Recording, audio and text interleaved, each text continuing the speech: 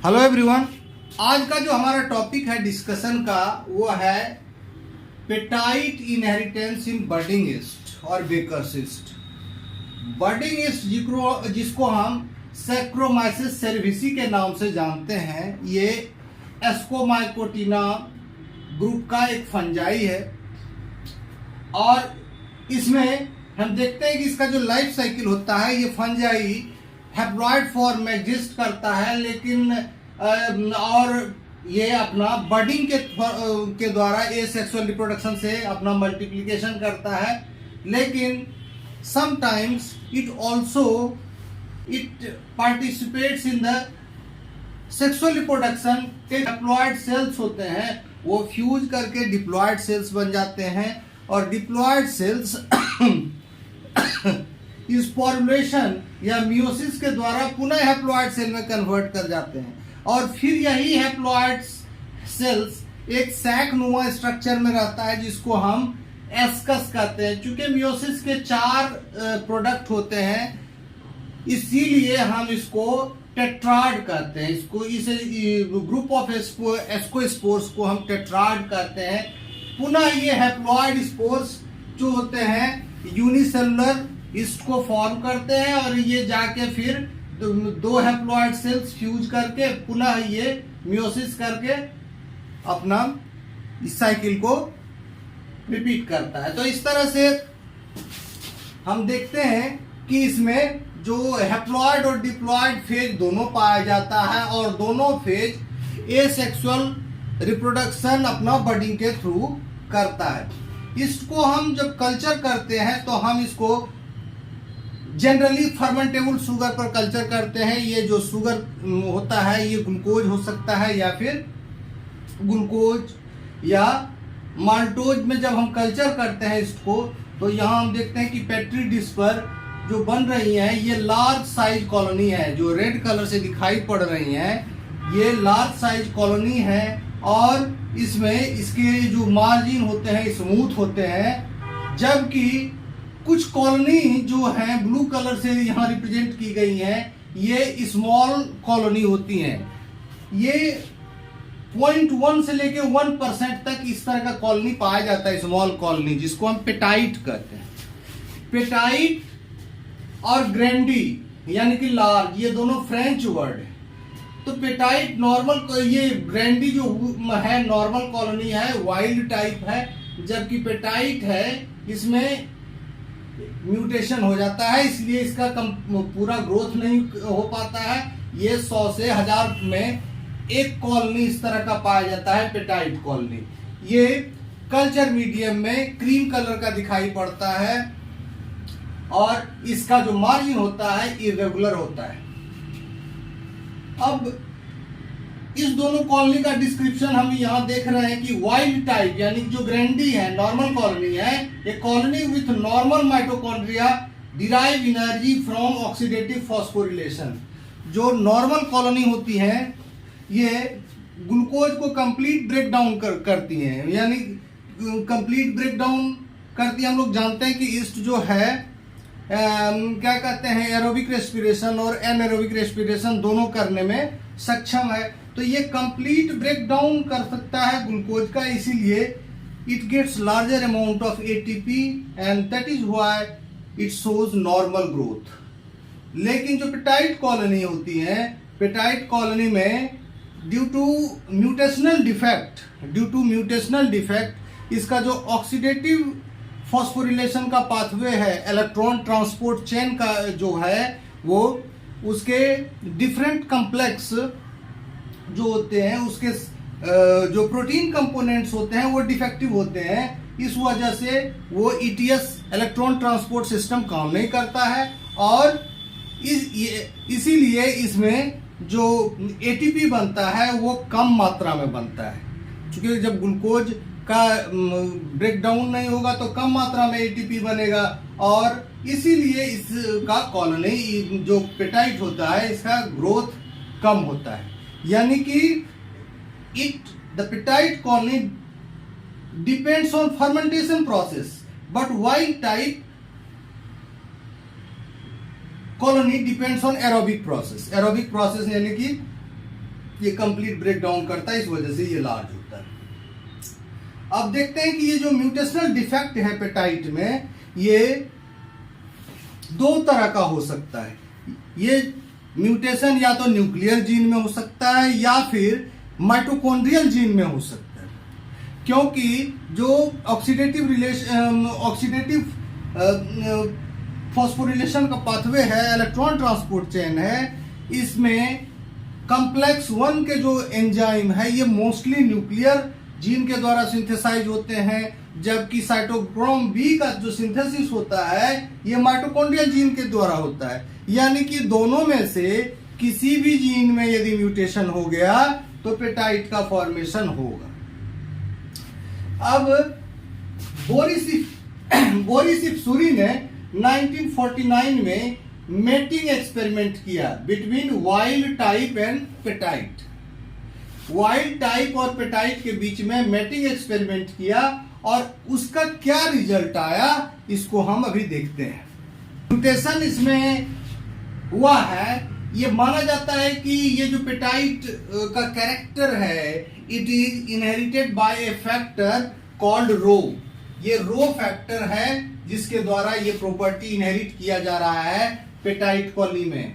तो ये जो रो फैक्टर है जिसमें ये रो फैक्टर नॉर्मल है ये वाइल्ड टाइप है, और जिसमें ये रो फैक्टर म्यूटेशन जिसमें हो गया है रो फैक्टर में उसको म्यूटेंट टाइप कहते हैं। तो म्यूटेशन दो तरह के यहां पाए गए हैं। एक म्यूटेशन जिसको हम रो 0 से रिप्रेजेंट करते हैं, ये न्यूक्लियर जीन में म्यूटेशन के कारण हो रहा है, जबकि रो माइनस जो है ये माइटोकॉन्ड्रियल जीन में म्यूटेशन के कारण हो रहा है। तो इस तरह से कई केस बनते हैं जिसका हम लोग मेटिंग एक्सपेरिमेंट करके एनालाइज करेंगे कि इसका मतलब कौन सा जो म्यूटेशन है वो न्यूक्लियर जीन के कारण है और कौन सा म्यूटेशन माइटोकॉन्ड्रियल जीन के कारण है। बोरिस इफ्सूरी ने 1949 में मेटिंग एक्सपेरिमेंट किया पेटाइट और जो वाइल्ड टाइप है उसके बीच में मैटिंग सेक्सुअल रिप्रोडक्शन करा के देखा कि जो एस्कोस्पोर्स होते हैं वो किस तरह के बनते हैं। उन एस्कोस्पोर्स का उन्होंने उसके फिनोटाइप का टेट्राड एनालिसिस किया। यहाँ हम देखते हैं कि जब किसमें क्रॉस कराया गया, एक वाइल्ड टाइप में और एक म्यूटेंट टाइप में क्रॉस कराया गया। जब वाइल्ड टाइप में यहाँ भी वाइल्ड टाइप और म्यूटेंट टाइप पेटाइट है, wild type mutant type, wild type mutant type, यानी कि जब वाइल्ड टाइप और म्यूटेंट टाइप का मैटिंग कराया गया तो उसमें तीन तरह के रिजल्ट मिले। एक पहला जो केस मिला उसमें देखा गया कि स्पोरुलेशन के बाद जो मियोसिस के बाद एस्कोस्पोर्स थे उसमें 2 वाइल्ड टाइप थे और 2 पेटाइट के थे। तो यानी 50-50% का बना वाइल्ड टाइप और पेटाइट कैरेक्टर। तो दूसरा जो एक्सपेरिमेंट किया गया उसमें सेम यही वाइल्ड टाइप और पेटाइट का, तो उसमें देखा गया कि इस फॉर्मुलेशन के बाद सारे के सारे वाइल्ड टाइप बन गए, और थर्ड जो था उसमें 99% पेटाइट बन गए और 1% वाइल्ड टाइप बना। तो इस तरह से एक ही मैटिंग एक्सपेरिमेंट में 3 अलग अलग तरह का रिजल्ट मिला। अब इन रिजल्ट्स का इंटरप्रिटेशन किस रूप में किया जा सकता है? जो पहला इंटरप्रिटेशन है ये है कि फर्स्ट केस में ये 2-2 का डिवीजन हो सकता है। ये इसके अपने क्रोमोसोम है, इसके अपने क्रोमोसोम है जो अलग अलग हो गए, बाद में अलग अलग हो गए। तो इस तरह का केस कहाँ हो सकता है? न्यूक्लियर जीन में सेग्रीगेशन के द्वारा इस तरह का रिजल्ट आ सकता है। तो इस तरह से हम ये कह सकते हैं कि जो केस 1 है ये मेंडेलियन इनहेरिटेंस का एग्जांपल है। टिपिकल ये मेंडेलियन इनहेरिटेंस हुआ है और ये मेंडेलियन इनहेरिटेंस न्यूक्लियर जीन में ही होता है। तो ये सेग्रीगेशन हुआ है, इसको इसीलिए इसको हम सेग्रीगेशनल पेटाइट कहते हैं। सॉरी, ये जो दोनों के क्रोमोसोम डिप्लॉयड में इकट्ठे आए, बाद में ये अलग अलग हुए, बाद में ये अलग अलग हो गए, तो इसमें सारे के सारे 50-50% अपना अपना कैरेक्टर लेके निकल गया, तो इसको हम कहते हैं सेग्रीगेशनल पेटाइट, सेग्रीगेशनल पेटाइट। दूसरा जो केस है, दूसरा केस में सारे के सारे वाइल्ड टाइप आ गए, यानी कि ये वाला कैरेक्टर आ गया, ये गायब हो गया, ये गायब हो गया, ये इसीलिए हम इसको न्यूट्रल पेटाइट कहते हैं कि वाइल्ड टाइप कैरेक्टर प्रिवेल किया, petite character is vanished from this result. तो ये जब इससे गायब हो गया तो इसीलिए हम इसको न्यूट्रल पेटाइट कहते हैं। थर्ड में हम देखते हैं कि ये पूरा का पूरा जो पेटाइट कैरेक्टर है वही आ गया है, वही आ गया है, और जो वाइल्ड टाइप है वो 1% या उससे भी नीचे रहा, इसीलिए हम इसको सप्रेसिव पेटाइट कहते हैं। मतलब पेटाइट कैरेक्टर ने सप्रेस कर दिया वाइल्ड टाइप को, इसीलिए हम इसको सप्रेसिव पेटाइट कहते हैं। यहाँ पेटाइट कैरेक्टर खत्म हो गया, वाइल्ड टाइप ही रह गया, इसलिए इसको न्यूट्रल पेटाइट कहते हैं। अब इसका इंटरप्रिटेशन, ये जो दोनों कैरेक्टर है, ये जो न्यूट्रल पेटाइट है और सप्रेसिव पेटाइट है, इसको हम वेजिटेटिव पेटाइट कहते हैं। वेजिटेटिव पेटाइट कहते हैं क्योंकि ये म्यूटेशन इन साइटोप्लाज्मिक जीन के कारण इस तरह का रिजल्ट संभव है। यहाँ वाइल्ड टाइप का माइटोकॉन्ड्रिया सभी में आया है, वाइल्ड टाइप का माइटोकॉन्ड्रिया सभी में आ गया, यहाँ पेटाइट वाला माइटोकॉन्ड्रिया सभी में आ गया है, इसीलिए हम इसको साइटोप्लाज्मिक जीन का ये vegetative petite are the example of cytoplasmic inheritance of cytoplasmic gene. इसको थोड़ा इस रूप में हम देख सकते हैं, जैसे रो है, वाइल्ड टाइप है, ये इसमें ये रो प्लस है, और petite due to mutation in nuclear gene, mutation in nuclear gene को हम रो जीरो से रिप्रेजेंट करते हैं, तो इसको हम रो जीरो से रिप्रेजेंट किए और इस तरह से हमको ये रिजल्ट मिला। Petite due to mutation in mitochondrial gene, यानी कि साइटोप्लाज्मिक जीन में म्यूटेशन हुआ है, ये दोनों साइटोप्लाज्मिक जीन में म्यूटेशन के कारण बना है। अब न्यूट्रल पेटाइट, जिसको हम इस तरह से रिप्रेजेंट करते हैं रो 9, इसको हम रो 9 और इसको हम रो -9 और इसको रो -s करते हैं। तो रो -s यानी कि न्यूट्रल पेटाइट, ये it is form due to severe deletion in petite mitochondrial DNA. Petite mitochondrial DNA unable to replicate, wild type takes over. यह करता है क्या कि पेटाइट जो डीएनए है ये अनेबल टू रिप्लिकेट कर रहा है, क्योंकि इसमें सीवियर डिलीशन हुआ है। सीवियर डिलीशन हुआ है, किसमें हुआ है? रो -n में हुआ है। ये तो वाइल्ड टाइप है प्लस वाला। इसमें जब सीवियर डिलीशन हुआ है तो सीवियर डिलीशन के कारण इसका माइटोकॉन्ड्रिया रिप्लिकेट नहीं करता है, इसीलिए क्या होता है, रिप्लिकेटिव सीनेसेंस आ जाता है, यानी कि ये माइटोकॉन्ड्रिया खत्म हो गया, ये माइटोकॉन्ड्रिया खत्म हो गया, केवल इसी का माइटोकॉन्ड्रिया इसमें सभी में चला आया, इसीलिए यदि माइटोकॉन्ड्रियल जीन के कारण ये न्यूट्रल पेटाइट का फॉर्मेशन हुआ। दूसरा जो म्यूटेशन का केस है ये रो प्लस, और this particular mutation is called rho -s, suppressive petite के लिए।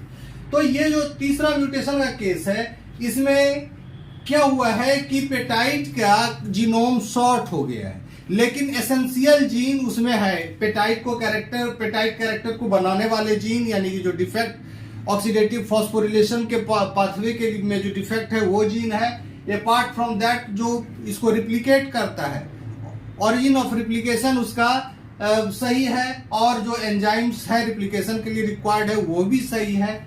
अब इसमें अदर जीन्स का डिलीशन हुआ है। अदर जीन्स का डिलीशन होने के कारण क्या हुआ है, P- रो वाले म्यूटेशन के केस में माइटोकॉन्ड्रियल जीनोम छोटा हो गया है, और जब छोटा जीनोम हो जाता है तो उसका फास्टर रिप्लिकेशन होता है।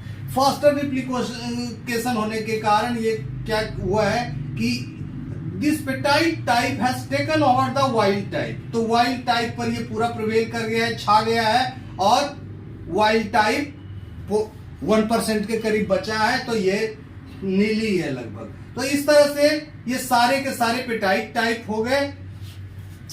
इस तरह से हम इसको इंटरप्रिटेशन कर सकते हैं कि जो मैटिंग एक्सपेरिमेंट है बोरिस इफ्रूसी के द्वारा, उसमें न्यूक्लियर जीन में म्यूटेशन के कारण भी पेटाइट बन रहा है, दैट इज कॉल्ड सेग्रीगेशनल पेटाइट, और साइटोप्लाज्मिक जीन यानी कि माइटोकॉन्ड्रियल जीन में म्यूटेशन के कारण भी पेटाइट कैरेक्टर फॉर्म कर रहा है। न्यूट्रल पेटाइट के केस में दोनों म्यूटेशन के केस हैं। न्यूट्रल पेटाइट के केस में जो पेटाइट में सीवियर डिलीशन म्यूटेशन हुआ है माइटोकॉन्ड्रिया में, जिसके कारण पेटाइट के माइटोकॉन्ड्रिया गायब हो गए और रिप्लिकेशन नहीं, उसका कोई कैरेक्टर नहीं आया है, इसीलिए इसको न्यूट्रल पेटाइट कहते हैं। जबकि सप्रेसिव पेटाइट में क्या हुआ है कि इसमें म्यूटेशन हुआ है, डिलीशन म्यूटेशन हुआ है, मॉडरेट डिलीशन म्यूटेशन हुआ है, जिसके कारण इसका जीनोम छोटा हो गया है, लेकिन इसका द एबिलिटी